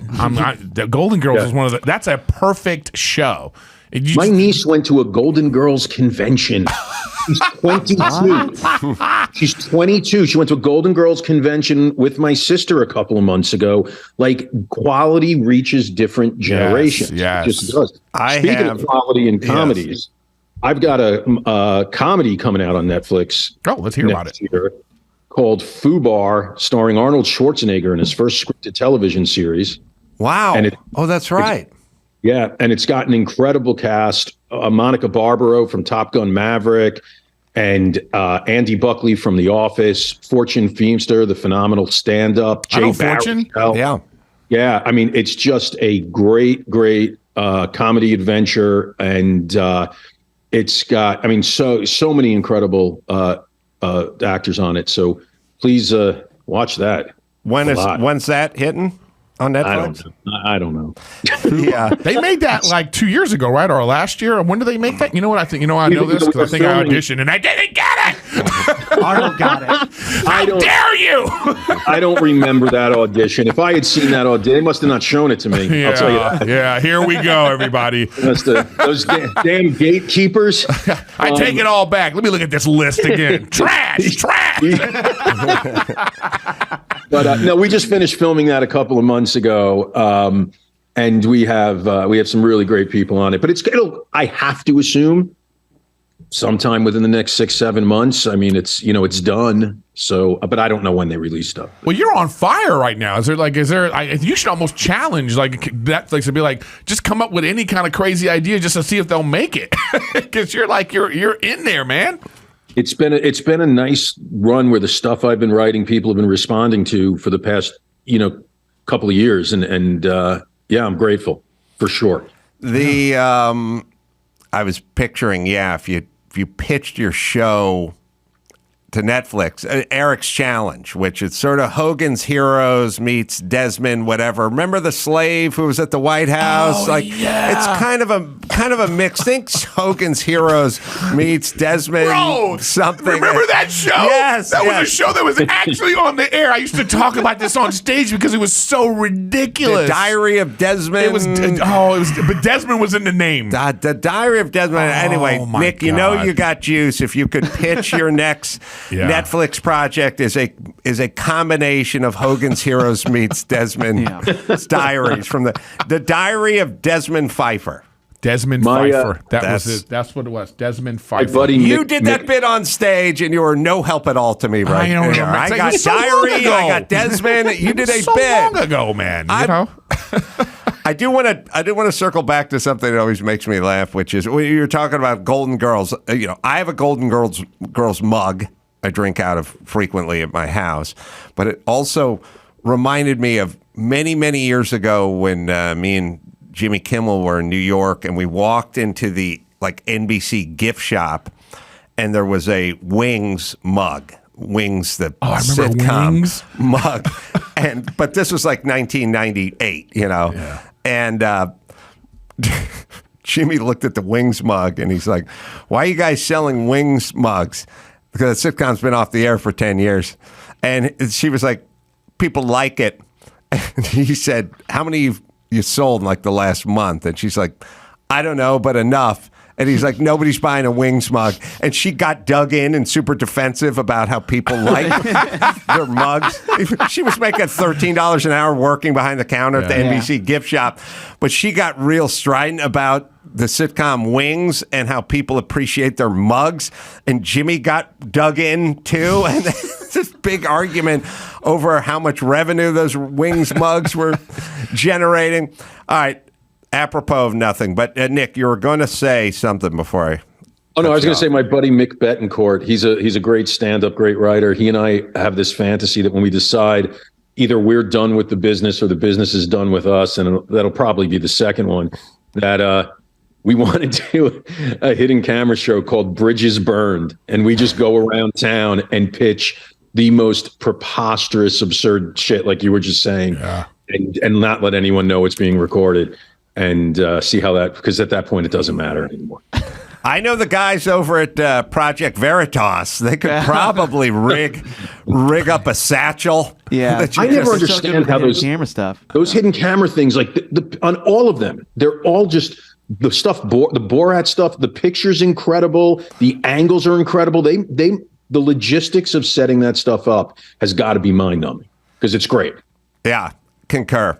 All right, Nick, the show, the movie. Doggone, Netflix, out as we speak, and then Reacher's coming around on Amazon Prime soonish. I'd have to think sometime this year. I just make the stuff, man. I don't know when it comes on. And then Fubar with Schwarzenegger. That'll probably be with Schwarzenegger. And and I got my Christoph Waltz series. Most Dangerous Game season 2 is going to be coming out on Roku soon. So please. So no more Quibi, right? No, yeah, Roku bought the library from Quibi, and then they asked me for another season. Because season 1 performed really well for them, for Quibi and them. The great series. I've watched it, and Christoph Waltz is just an amazing. In the there are 3 or 4 guys that are just sort of really gifted in the acting department. The rest are kind of interchangeable, but he's in the gifted department. Nick, great to see you, my friend. Pleasure, man. Great to see you guys. Eric, we will work together. I'm certain of it. Okay, but it'll be a mailman or something on Reacher too. You know what I mean? All right. It's really good seeing you guys. I hope to see you soon. Take care, man. Talk soon, Nick. Bye-bye. All right. We'll take a quick... Yeah. Nick's just a hard-working dude. Yeah, man. This list is fantastic. Sopranos, Prison Break, Law & Order, Lie to Me, then the movies. It's unbelievable. He just outputs quality, and I want a copy of Nick Nack's now. Actually, I would too. Yeah, Nick, what basically Nick was saying is something I've said a million times, and everyone's always talking about, it's who you know, and in this economy, and blah, blah, blah. I always go, who do you know who's really hardworking and really good at what they do, who's ever out of work? Yeah. And the answer is Nobody. that person's never out of work. And even when they try to put them out of work because of whatever social thing is going on, they're still working. Yeah. You know what I mean? They're still like, we can't get rid of that, guys. You know what I mean? Nick I got a is story about that in later. like the most topsy-turvy business on the planet, but he's never out of work. Never. All right. We'll take a quick break, come back with some of those news stories right after this. It's time to check Adam's voicemail. Adam Carolla. I forgot what I called about. You can leave us a message at 888-634-1744. Hi, by the way, let's see. You were in I'm Dying Up Here, right? Yes. I just love that series. I'm so sad you were the only one, that it went away. That was just a good goddamn we needed show. one more season, I think, but it is what it is. I love that series. Well, speaking of that too, Nick said he was a big Workaholics fan. What happened with the Workaholics movie? I have no idea. And you know what's funny about it is like, the boys told me it was like the Paramount. I was like, Workaholics doesn't fit into their global strategy. And then I saw that Zoe 101 is being made by Paramount, and so that I tweeted out, I was like, Paramount's global strategy starts here, and I have a picture of the Zoe thing, right? And then like some like gossip rag picked it up, and it was like Workaholics starts, Shades, Jamie Lynn Spears, and Paramount Plus. But it's like whatever, man. I don't know why 5 weeks before we're about to start, and then they pulled the plug. So the movie script. Greenlit. Yeah, they had everything ready to go, and they were hiring people. They were getting sets going, and they were really ready to go. So I don't know what happened with that. To me, I feel like it's I don't know. I don't even know if Workaholics could be made. If somebody pitched that show today, could it be made? No. 3 straight white guys talking about just being slackers and drugs and whatever. This is a society right now where they would be like, ooh, I don't know. Yeah, I can't see it being made. Yeah, can we make one of them Asian, maybe? Or it would be like that kind of thing. So, and maybe that's what they thought. Now they thought, I don't know if this is the movie for us right now. Maybe this isn't the global climate or whatever their thought is. I'm sure somebody was like, I don't like it. It had to be someone. There's always some person that's sitting around that's just making choices like, no. So I want to be that person for a change. But what kind of influence does that person have? Because look, Workaholics was huge. Like, I mean, a career change for everybody involved, and like the guys still have a huge following. Yeah, like, it's crazy. Like, yeah, so I have a career off of it. Just people are just like, oh man, you're Montez, what's up? So it's like, so I don't know, but maybe that's not their global reach. It doesn't have the global reach of Zoe 101. Yeah, there's. You just hate Jamie. There is Spears. no. Come on. There's no rhyme or reason. The way she treated Britney all those years, yeah, I hate her. Is that they want to do a show with her? No, they're doing a movie with her. Ugh. Yeah. She's going to be the star of Zoe 101. They're making the movie version of that. Wait, the part didn't 2. she just do the There channel? it is.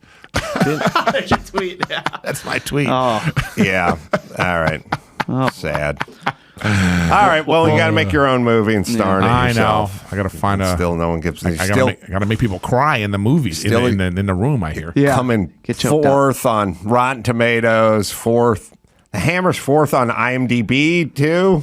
Yeah, man. What We're the- gonna- Fourth listed. Yeah. Or we just make a Medea movie. I feel like That's right. it's the same as making the Hammer. And does it work both ways? If you watch a Medea movie, are you getting recommended The Hammer? Are you seeing a little uptick from that? Yeah. That's a good. Yeah, did they ever recommend The Hammer? Yeah. So the first movie called The Hammer on IMDb is not called The Hammer, and then the second one is called The Hammer, and then the third is my movie. People are so mean now that if you check Uppity on IMDb and you check the scores, the critics, like the people's scores, so everyone thinks I'm a dick. Most people think I'm racist and sexist and homophobic and all that stuff. But then I made a movie about a black race car driver that everyone liked. some sort of a Jackie Robinson of race car driving. Beautiful. Right. Yeah.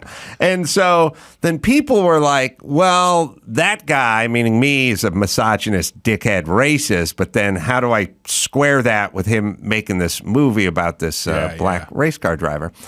And so if you look at the score, but they don't care anymore, because if you look at the IMDb scores, it averages a 10.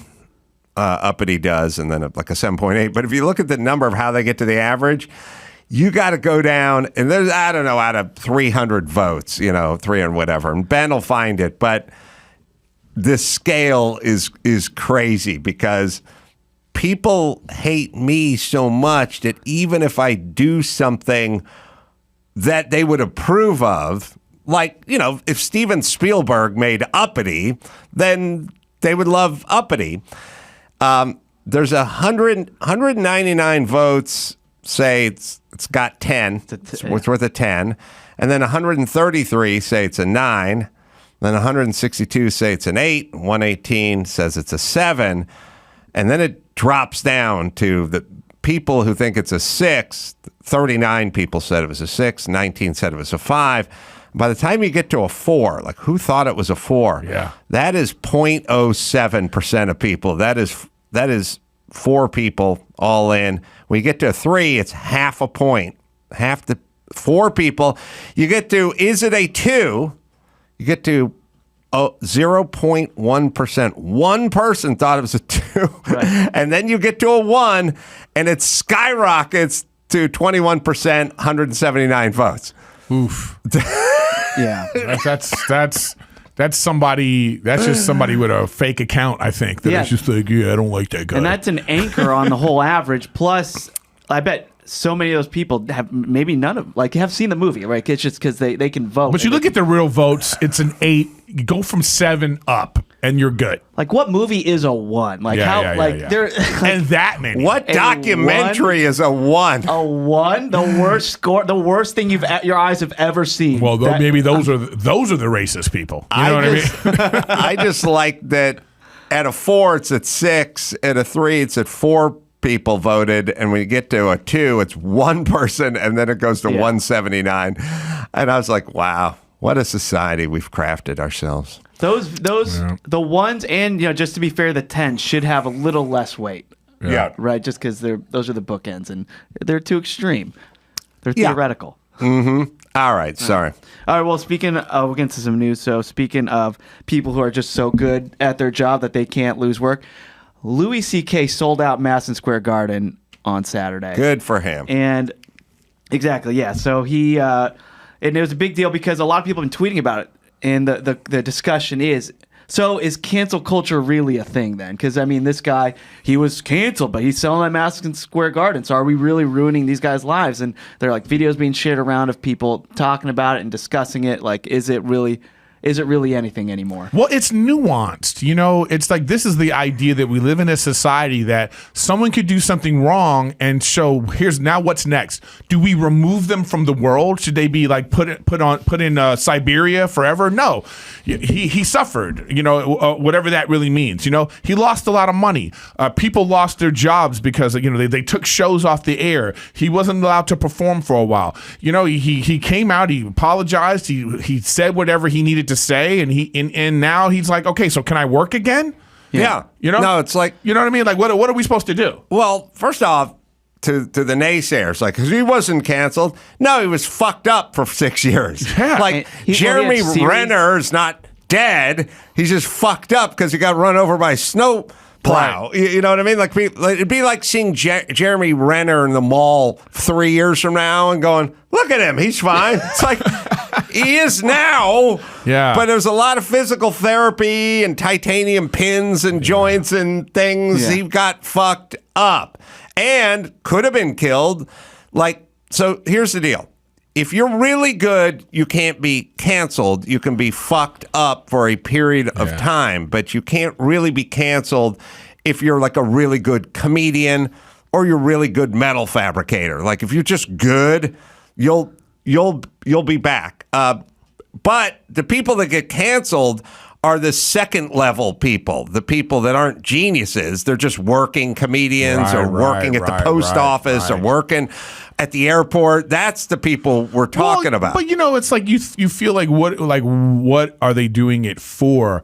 I don't know if like are you canceling someone and then what are you doing after that? Are we doing this like to bring a light to what? Or is it just about actually, we did it? Is it about that? Because I don't find that to be a good reason to get to cancel someone. It's like, what are you doing this for? If you feel like some egregious thing was going on, and then we have to show people this is not okay. All right, and then who are you? And then now what comes after that? What's the education and the thing that comes after that? It's like, and he could be a part of that, and I think he was. It's like he'd be the first to admit. He's the first to talk about it. He talked about it in his other special. It's like he's like, look, I made a mistake. I'm sorry. This is what happened. And it's like, so how accountable do we want to hold someone and for how long? That's the thing about it. How long? Do you want these people to be removed from society, or do you want to be like, all right, you learned your lesson. Now we move on. You know what I mean? Mm-hmm. What was that? All right. Well, here's another question. Would he sell out Madison Square Garden without the controversy? Yes, I think so. I think he's a great comedian. No, but he was one of the first ones to go online and sell his stuff himself. He was I'm not trying to say. I know what you mean. Did it hurt? Is there backlash? Are the people going? If people got to a saturation point where they go, "Fuck that, I'm supporting this guy." I could see a large percentage of that audience. I think there's some of that. Yeah, I think so too. What about like Will Smith? You tweeted out a pretty great video right after the slap of him. Like how I felt about it. Yes, how you felt about it. Has that changed now? Or you? No, I think I think I even said it here when I came here. But there's three things that can save Will Smith. One, a roast. He should be roasted. He should allow himself to be roasted. He should come to Comedy Central wherever and be like, hey, let's do a Will Smith roast. And then just be no holds barred. Just let all the people come and just like say all the things about him. And then he goes up afterwards and be like, look, I could take a joke, and like he jokes and whatever. Yep. And then we'd be like, all right, it's like that. Yeah. I think that the movies he comes out with now, be a villain. Just lean into it. Oh, stop coming out with these like you're the hero guy. Those movies aren't selling anymore anyway. You're like you have a shelf life of being a hero. We're done with you now in terms of that. He needs his training day. He needs this And the last thing would be is Chris Rock needs to be doing a special. And right before he does this special, he goes, hey, guys, let me bring my friend out. And then Will Smith comes out, and they go, and he slaps him, or they just joke, whatever. Those are, to me, the three things. But it's like, why were we so upset about Will Smith? We were upset about it because he's portrayed as someone we think is like a really great guy. He's inspirational. He's, and he did this thing publicly like that we were just kind of like, why the hell did you do that, dude? Why did you like ruin the best day of your professional life, for this thing? And so he's going through it. I'm sure and people are still talking about it. Look, Eddie Murphy re-brought it back up when he made a joke about him. It's that kind of thing that's never going to go away. You'll always be remembered as the slap guy. So it's like, but he's going to make movies. He's still got a lot of followers. People still love Will Smith. It's okay. But like, he made a mistake. I wonder if the slap, which I didn't really care about that much, but the part where he seemed really demented is when he was screaming, get my wife's motherfucking That's what name I'm saying. The whole thing was that everyone focused on the slap. The part that made me think, oh, this guy's unstable is the part where he's sitting back down screaming in a packed auditorium. I think what happened is after he slapped him and he turned around to walk back to his seat, to me, that's the moment where he probably went, oh, shit. This is the Oscars. We're live on television, and you just double down. Yeah, he did. To me, he just was in the moment. He doubled down. He had whatever was going on with him, and he was unhinged. And then afterwards, he regretted it. I'm sure, because to me, it's like, you're Will Smith. You don't got to do that on live television. He could have just at a commercial break walked over to him and be like, yo, man, why are you always joking about that shit needs to stop. Yeah. He could have done it like that, but to do it like that, It's like, what? How about some Jamie Lynn Spears jokes for a change, Yes. Chris? Warriors picking on my old lady. Right. But to me, it was just like, come on, man. That was a dad joke at the best. Check Eric's tweets. There's a treasure trove of insulting Jamie Lynn know. Spears Getting some material there. headlines 7 here. things I don't like about Jamie Lynn Spears. I'm going to write a book. Yeah. Eric, have you ever been to London? Yes. Okay, yeah. So you see those outdoor urinals? You ever see those? Like, yeah. Where you're just like your body's up. You know? That's right. I yeah. love those. They just put them out thank there. you. No, thank you. I don't want to make eye contact with someone who's holding their dick. No, you're staring. You're on. staring at a. I'm not saying corner. go to England to use one. I'm saying if you walk out of a pub and you got to piss. I know, I get it, but what I'm saying is that's the issue. It's like it's like getting a massage. When you're getting a massage, the polite thing to do is you close your eyes and you just enjoy the massage. You wouldn't want to be like if you're massaging someone, you want somebody looking at you like this. I don't think you need to look at the person. That's what I'm saying. No, but I'm I saying think when you're you're out in just- public and somebody's peeing and they're just like, they got there looking around and you're like, I know you're holding your junk right now. I don't want to see that. Can we just get a curtain? Like, what is it okay? I think you're looking. Now at you sound like an ugly, uptight American. Yeah, come on, man. That's culture. I'm saying I think that's what people have a problem with. Well, tragedy struck. Yeah, so Adam loves these urinals. We were talking about it with a previous guest out of the UK too. But then there's a news story that just came out that a man who was doing maintenance work was actually crushed by one of these urinals on Friday afternoon. Yeah. Yeah. My So grandpa went the same way. yeah, so they're called telescopic urinals. They're put in the area about like 20 years ago. So what they do is they remain underground during the day, and then they raise hydraulically overnight to reduce street urination. Yeah. Because they're getting out of the pubs. Yeah. The football game is just And is the over. thing went down while he was in it. Yeah, he was crushed by it during maintenance. I don't know exactly if it fell on him or if it. Maybe he was underneath it. Yeah, that could if it's with hydraulics, but I didn't it's not know how you they wanna go. popped out and came back down. I thought they just unloaded them, but that's sad. Yeah. Yeah, so a lot Thanks of for bringing people us tweeted down. us. I'm sorry, but a lot of people are tweeting us this story. We had to give an update because Adam was just going off about how much he loves them. Which I mean, Because there's piss in every stairwell and every parking structure in Santa Monica. Like we could there's use them piss here. everywhere. Like New we York, could New use York, it. New York is just a toilet. Yeah, so we could use them, and this sets the movement back. yeah. Speaking of movements, I think it's just number one as far as the device goes. I don't think you can sit down and just be out in the open and just covered up. Would you wanna do that? Drunken hooligan fans have tried. They got to grease those things after Yes. a win. So since we're just one more death story too, Lisa Loring died. She played Wednesday Addams in the original Addams Family. Oh wow! So age 64. So it was actually a big deal over the weekend just because of how big that show Wednesday is on Netflix. That everybody I kind of. really enjoyed it. good. It's great. Yeah, I, that actress, what's her name? Jenna Ortega, yeah. She's fantastic. I believed every second of her, and that's a tough sell. Addams Family's a tough sell. It's a tough, this weird universe that you're making fun of these sort of morbid things in a way that you have to be a fantastic actor to pull that off, and she is. It was great. Yeah, I loved it too. I binged it myself. So Lisa. Wait, Loring- that has Catherine Yes. Zeta-Jones. Yeah. And what's his name? I'm Luis Luis Guzman. Gomez. Luis Guzman. Hey, Yeah. She a little insulted. You know what I mean? Like, that dude's a fucking troll. And she is but the they've been married. statuesque. Yeah, but they've been married 20 years. Hold on. I'm saying She's going to the she's Philippines. amongst the most beautiful women on the planet. Yeah. He is not nearly that in the looks, but he's not an attractive man, especially unattractive human being. When you're pitching who's going to play your husband, and they go, this guy, if you work that the other direction, like if you put Antonio Banderas and Rita, Danny DeVito's wife or something like that, like they might say something. Like someone would say, seems like there's a little numbers issue here. Yeah. I like the show. I'm not going to hate on this because I Not would have hating loved to on have had it. that role and it'd be the same thing. No, you would be taller than her. Yeah, that's a thing too, though. Yeah, so you got you someone think- like Yeah. It's a weird, like, it's funny you say that because I thought the same thing. When I was looking, you just go, oh, Yeah. It's like, oh, that's an interesting pairing. Mm-hmm. It's awesome for Luis, though. Oh, yeah. Yeah.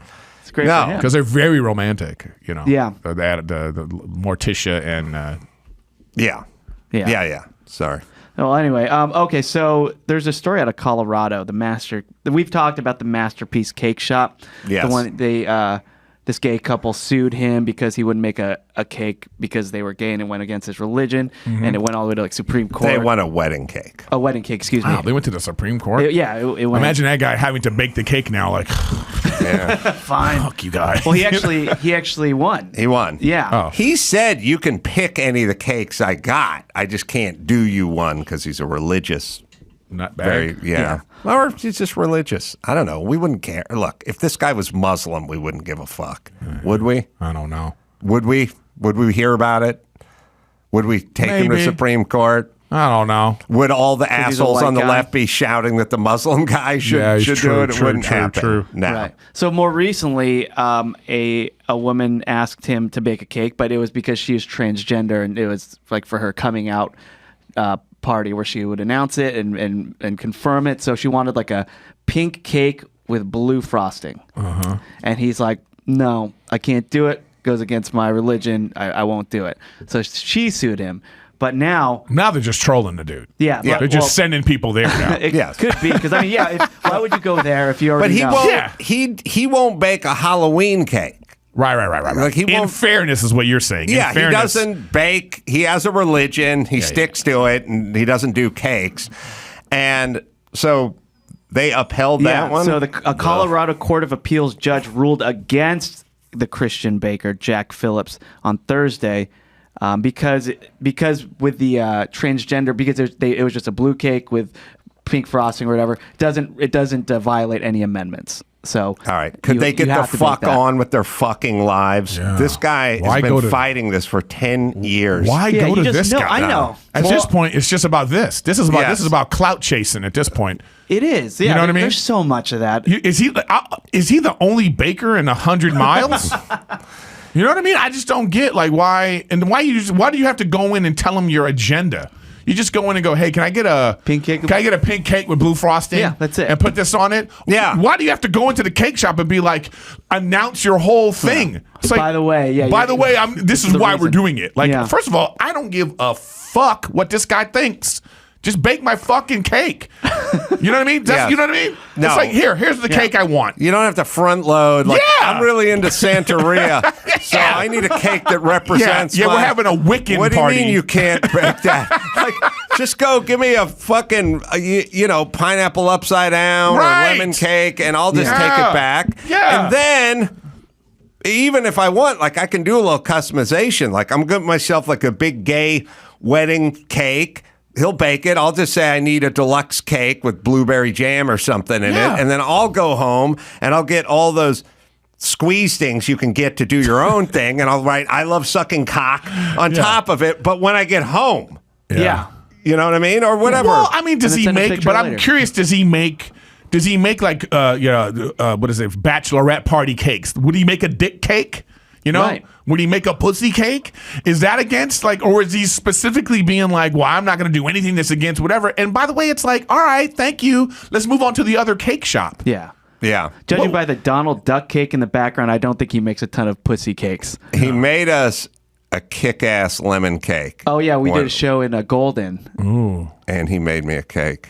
And so I could see why they would go to him, actually. It was He makes quite a good. fucking kick-ass cake. I will say that. But, yeah, go across the street to the Vanny Camps. Go get another cake. Go get another cake. I mean, because anybody I can see okay, what if you're a comedian and you're making jokes and you want to go to this bake shop and you want to be like, hey, can you make a blackface cake because I want to make fun of. I already asked him. He said no, but he did give me a number. Oh, you know somebody. He gave me a number of a dude Somebody. who will take care of that. I'm just saying, Oh no people say. What I'm saying is for a cake guy, I don't like him or the people that come there because it's like to question people's intentions about why they want just flour and butter to be shaped a certain way is get out of here, man. It's extreme on both sides. Yeah. Everybody can go fuck themselves, in my opinion. No, I'm You know what I with mean? no, I'm with him in that I don't want the government getting involved with his business. If I that's agree his business, completely. And also, if you are gay or trans or whatever you are, and you would like to go online and arrange a protest, you're an asshole, but you can do that. Yeah, like if you go, everybody has that right. You may then go, hey, my gay friends should not patronize this business because he does not support. Do all that. Leave the fucking government out of this shit. That's what I'm saying. Yeah, just like why? Like wow. Imagine like so. The question for me though is like, if they would have won, he would have had to bake this cake. He did win now, but like, does he have to bake the cake? And so, like, why would you want him to bake the cake at that point? Unless you have him at that point, you trust him to make your yeah, cake now? exactly. Like he's gonna be like, oh, okay, you want a cake? I'll make your cake. Yeah, you know, this one's got extra snot rockets. yeah, you know, yeah. I don't know. So now he has to, but does he? I think they're still figuring out what. And meanwhile, he spent $2 million on legal fees. Right. They just wanted to win. They just wanted to win. That's all. Yeah. Right. Like, but what does it get? Who does it serve? I would be the worst court. You know, what is it? The Colorado Court of Appeals judge. I'd be the worst. I'd just be like, oh, Jesus, fuck. Right. Are we out of problems, people? Oh, well, this What is the just fuck's like that going on? great documentary about the. Remember the Pepsi? Did you guys see that Yeah. one, Pepsi versus Coke? Yeah. And how the guy was like, you said I can get a Harrier jet. Oh, yeah. You know, and he fought, and he did. It said at a certain point, one judge was like, "Get the fuck out of here!" Right. They're not giving you a Harrier jet, you dummy. Go the fuck home. That's that's me. That's what if we I'm the need. judge, Nice. Yes. you know You what I should mean. be a judge. If I'm the judge, that's like, oh really? You really thought they were going to give you a Harrier jet? You know, did they mislead the public? Yeah, because you're drinking sugar out of a fucking can. Get out of here. Yeah. Next. That's right. Oh, it's the gay cake? You fuck yourself. Get this gay cake out of here. Whatever. You know, it's like This at is a certain a point, waste of time where's now. the common sense? But I understand the champion of a cause. But at a certain point, you go, is this the bridge you want to die on? Yeah. When there's so much other things, there's so many other rights you can fight for. This isn't the one. Yeah. It's like the green M&Ms. You know what I mean? It's like, get out of here. Yeah. All right. Well, I think it's the hill you want to die on, by the way. But Is I that would the like, bridge? A yeah, hill? but I would like it if they just jumped off the fucking bridge. you could die on a bridge. Yeah, you could die on a bridge. Too. But- You got to No, you cross the can't. bridge. The phrase But is you hill. cross the bridge and there's like fire. You know, who knows? You can die pissing into a chamber pot, but it's not a saying. Yeah. We just made it a thing. I don't It's be the a dick. bridge you die on. It sounded good. Some bridges I have think it it's a on. hill. You had to correct me. Huh? You're That's who you are. That's who you are. He He had to correct me. for the audience. Yeah, I got it. All right, guys. It's the hill. All right. And since we're talking about trans stuff, there's a video that's going around over the weekend of this ice skater in Finland. Hold on, we'll cross that hill when we get I to know. it. Now let me get back. See No, that? okay. I get it. Ice skater in Finland. Yeah, ice skater in Finland. So the world's first transgender figure skater was performing during the opening ceremony at the European Figure Skating Championships in Finland. The former Finnish male skater, Markku-Pekka Antikainen, now known as Minna Maria Antikainen, performed during a solo exhibition or performance you gotta during the see opening it. ceremony. So everyone just kind of wondering what was going on because she's been skating for a while now. 57 years old, picked it up about 8 years ago. Oh, wow. A farm owner from Silinjarvi. I know I pronounced that wrong. So this is a solo act from. So you could play it. You can play it. So there's some commentary, which, by the way, whatever happens, they just keep going. But here she is.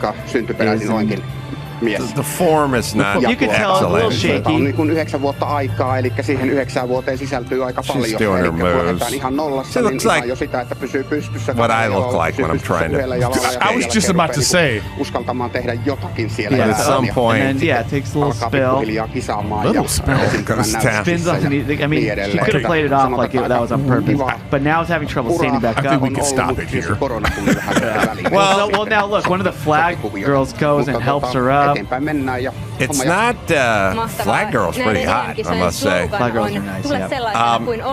All right.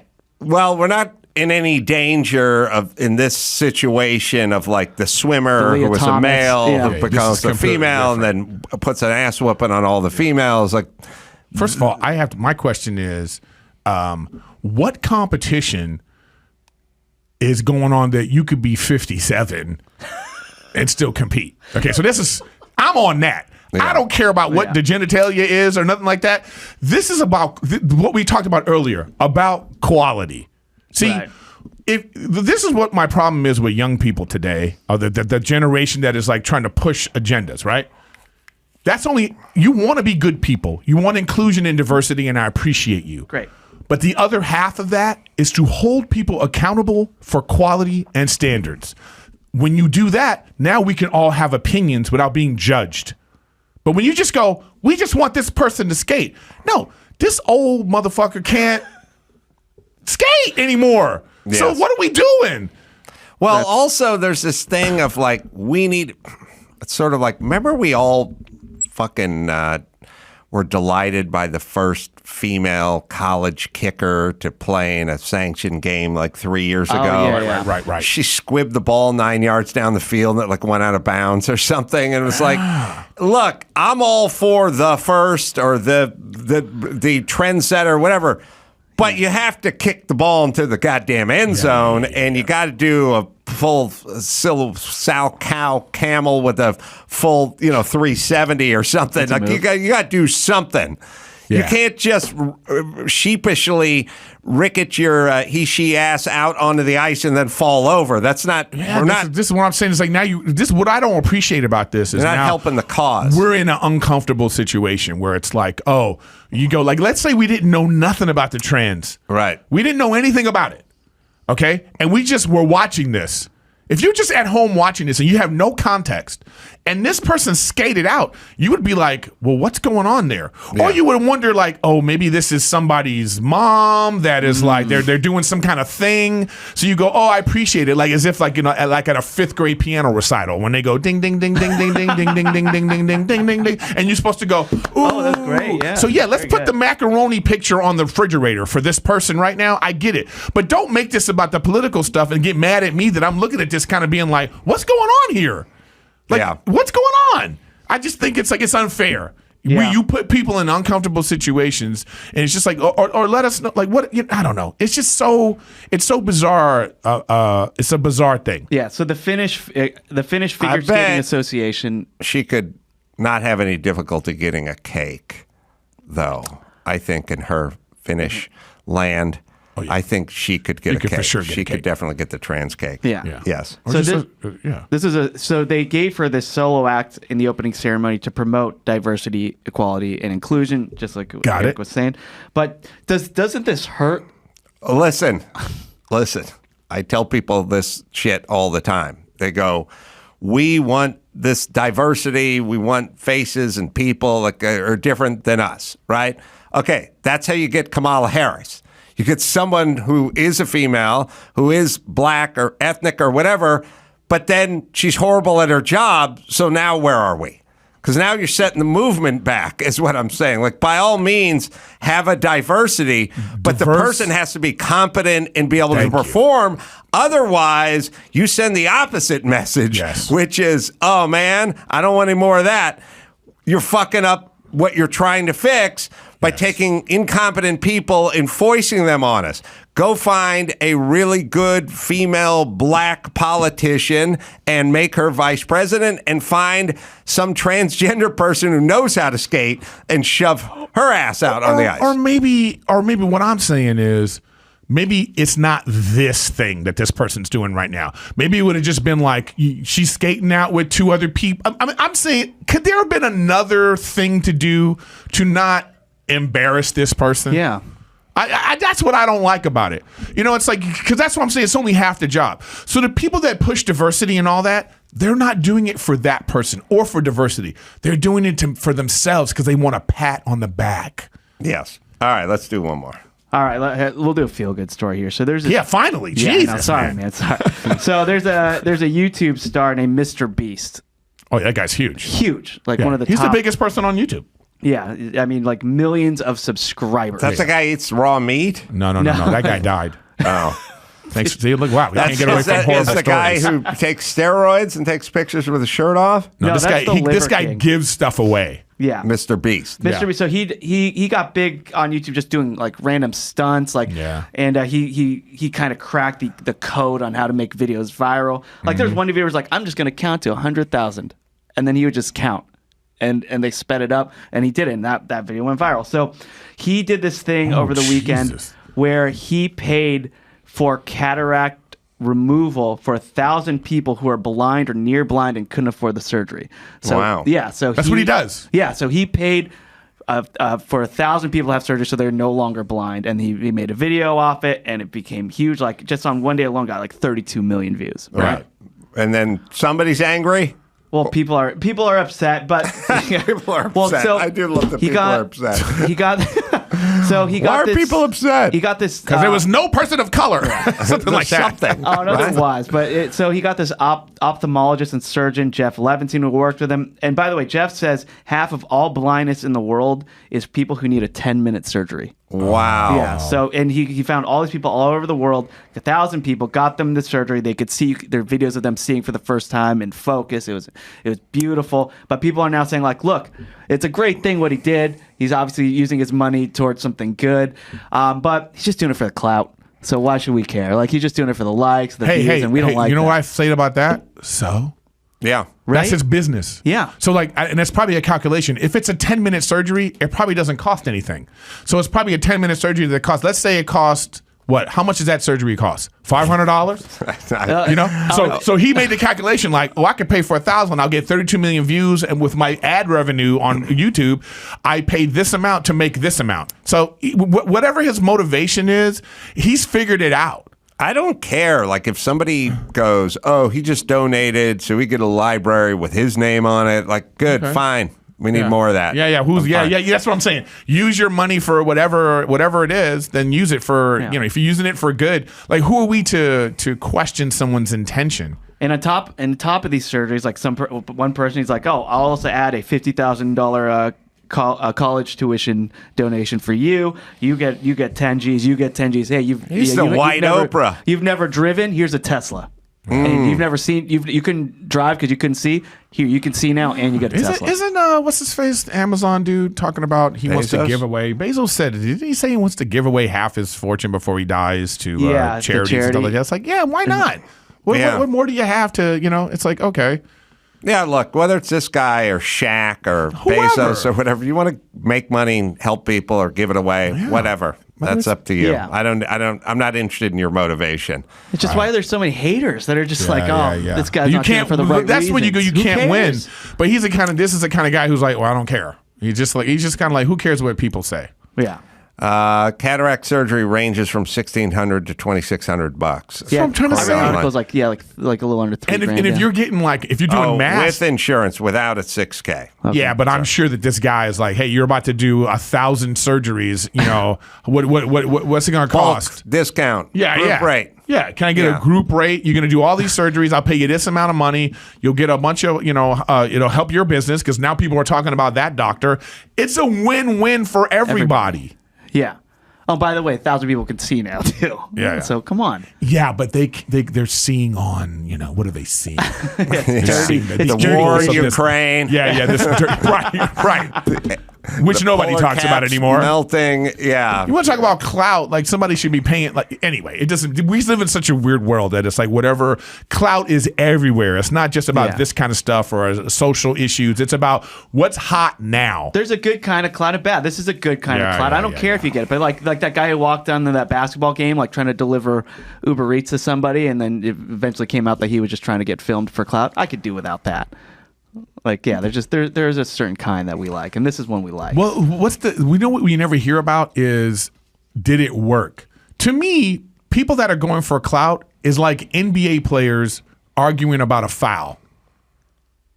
All you see is that, but the foul doesn't get changed. Yeah. Right. You know, they never, not once in NBA history has the ref went, you know what, you're right, I fucked that one up. Let's change this. That's all clout chasing is. It's just being the person going, and then you never see that the follow up is like, did you actually get clout? How long did you keep it? I used to think that a lot in baseball when the manager would come running out of the dugout and start kicking dirt on the plate and throwing his hat on the ground and screaming. And then, but you're also, then he gets tossed, right? Yeah. And then nothing changes. That's like what I'm you saying. have a job. We don't even really need you. Like you couldn't do that with bus drivers. Like get out of this bus driver. Yeah. He left. The bus would just sit there. Like it wouldn't keep operating. So it's a weird thing that like I don't know if like there's never any follow up story about that guy.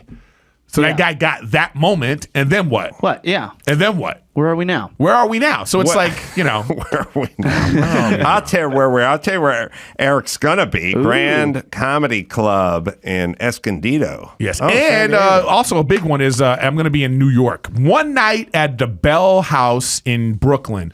So February 10th, tickets are available now. Come to if you're in New York, you want to see me one time.